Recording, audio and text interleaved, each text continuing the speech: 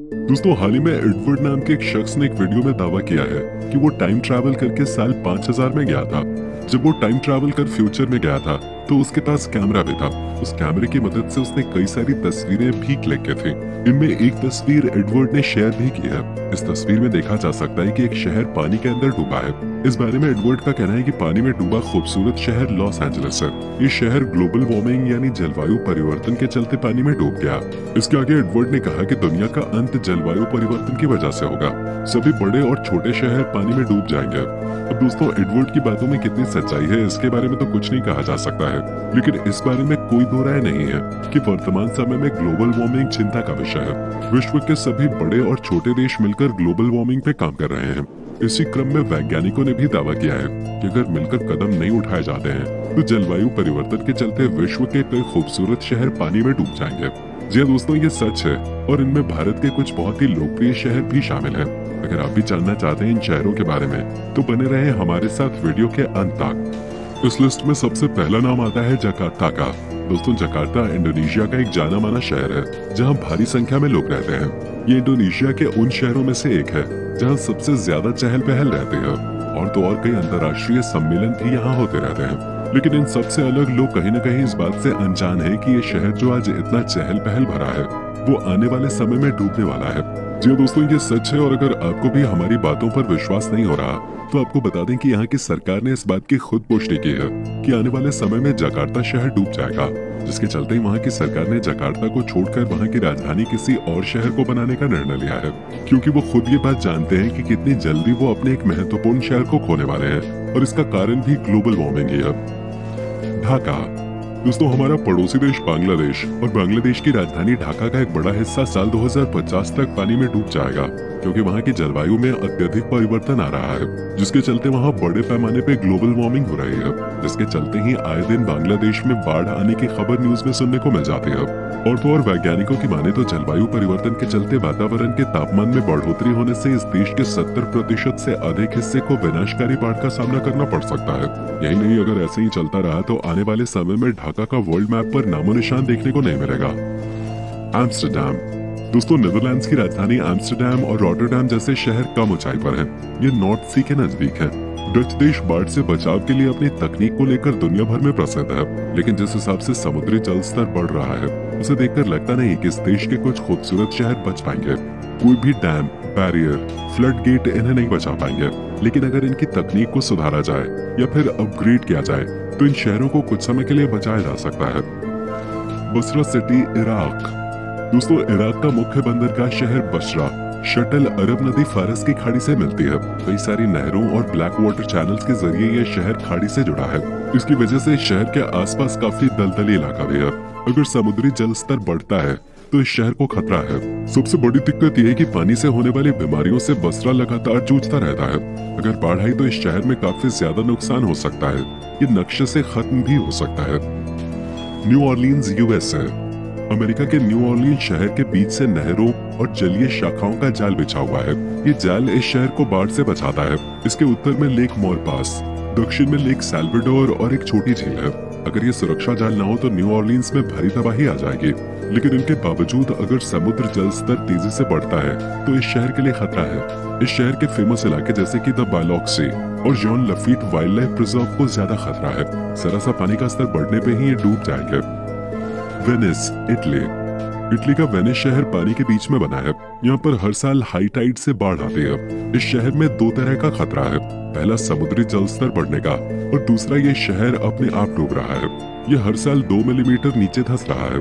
New Orleans की तरह ही Venice में बाढ़ से बचाव के लिए तकनीक लगाई गई है, बाढ़ रोधी व्यवस्थाएं की गई हैं। इसके बावजूद यहाँ हर साल बाढ़ आती है। अगर समुद्र का जल स्तर तेजी से बढ़ा तो 2030 तक ये शहर पानी के अंदर समा जाएगा, जिसे संभालना नामुमकिन होगा।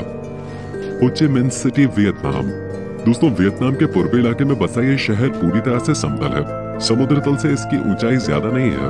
ये थूथियन नाम के दलदली जमीन पे बसा हुआ है। इसे सबसे बड़ा खतरा मेकोंग रिवर डेल्टा से है। इस डेल्टा का जल स्तर लगातार बढ़ रहा है। वैज्ञानिकों को आशंका है कि हो ची मिन्ह सिटी साल 2030 तक पानी के अंदर डूब जाएगी। कोलकाता, इंडिया। दोस्तों, भारत के पश्चिम बंगाल की राजधानी कोलकाता और उसके आसपास की जमीन सदियों से काफी उर्वरक मानी गई है। लेकिन अगर क्लाइमेट कंट्रोल के नक्शे को देखें तो इस शहर के लिए भी समुद्री जल स्तर बढ़ने का खतरा बहुत ज्यादा है। ये शहर भी हो ची मिन्ह सिटी की तरह मानसून की बारिश और हाई टाइड की समस्या से जूझता है। यहाँ बारिश के मौसम में बाढ़ आती है, जमीन में बारिश का पानी अंदर नहीं जाता। इसके पास स्थित बड़ा डेल्टा वाला इलाका इसको नेस्तनाबूद करवा सकता है। Bangkok, Thailand. दोस्तों, थाईलैंड में पर्यटन के लिए मशहूर बैंकॉक शहर ग्लोबल वार्मिंग में सबसे ज्यादा प्रभावित है। थाईलैंड की राजधानी समुद्री जल स्तर से सिर्फ 1.5 मीटर ऊपर है, जैसे कि वेनिस शहर। ये भी वेनिस की तरह हर साल 2 से 3 सेंटीमीटर धंस रहा है और ये पूरा शहर रेतीली मिट्टी पे बना है। साल 2030 तक इसके तटीय इलाके द खाम और समुद्र प्रकांड पूरी तरह से पानी के अंदर समा सकते हैं। साथ ही सुवर्ण भूमि पर स्थित इस शहर का इंटरनेशनल एयरपोर्ट है। अब आप इस बात का अंदाजा लगा सकते हैं कि ये शहर किस हद तक पानी में डूबने का डर झेल रहा है। George town, Guyana. दोस्तों, गयाना की राजधानी जॉर्ज टाउन ने अपने चारों तरफ समुद्री बाढ़ से बचने के लिए दीवारें बना रखी हैं। इसके एक तरफ करीब 400 किलोमीटर लंबा समुद्री इलाका है, जहां काफी तेज लहरें उठती हैं। इसके तटों की ऊंचाई 0.5 मीटर से लेकर 1 मीटर तक है, लेकिन हाई टाइड के समय की ऊंचाई कुछ मायने नहीं रखती। समुद्र का पानी दीवारों को पार करके शहर के अंदर चला जाता है। गयाना की 90% आबादी समुद्री किनारों के पास रहती है। अगर इस देश को जॉर्ज टाउन और अन्य तटीय इलाकों को बचाना है तो उन्हें अपनी दीवारें और ऊपर उठानी होंगी। Savannah, USA. दोस्तों, अमेरिका के जॉर्जिया में स्थित सवाना शहर हरिकेन का मुख्य बिंदु है। यहाँ पर हर साल कई हरिकेन आते हैं। हर साल प्राकृतिक आपदाओं से जूझने वाला ये इलाका चारों तरफ से समुद्र से घिरा है। शहर के अंदर उत्तर दिशा में सवाना नदी है और दक्षिण की तरफ ओगीची रिवर है, जिसकी वजह से इसके आसपास काफी दलदली इलाका है। इसका मतलब ये है कि यहाँ हरिकेन और अचानक बाढ़ का खतरा हमेशा बना रहता है। इस शहर को पूरी तरह से डूबने में 2050 तक का समय लग जाएगा, लेकिन 2030 तक यहाँ काफी आपदाएं आएंगी। मुंबई। दोस्तों, भारतीय उपमहाद्वीप में समुद्री जल स्तर बढ़ने के चलते तकरीबन 14,000 वर्ग किलोमीटर भूमि हर वर्ष जलमग्न हो जाती है। भारत के कुछ प्रमुख शहर या तो तटीय क्षेत्र होने के कारण या फिर अर्बन प्लानिंग डिजास्टर का हिस्सा होने के कारण डूबने की कगार पे है।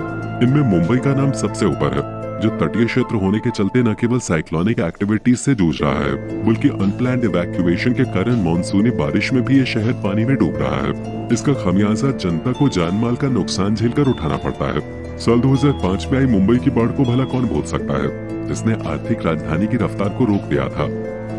मैंगलोर। दोस्तों, ग्लोबल वार्मिंग के चलते पिघलते ग्लेशियरों के परिणाम स्वरूप कर्नाटका का मैंगलोर शहर सबसे अधिक प्रभावित होगा। यूएस स्पेस एजेंसी की लैब में ग्रेडियंट फिंगरप्रिंट मैपिंग के आधार पर हुई गणना के अनुसार मैंगलोर शहर में अगले 100 वर्षों में 15.98 सेंटीमीटर तक जल स्तर बढ़ेगा।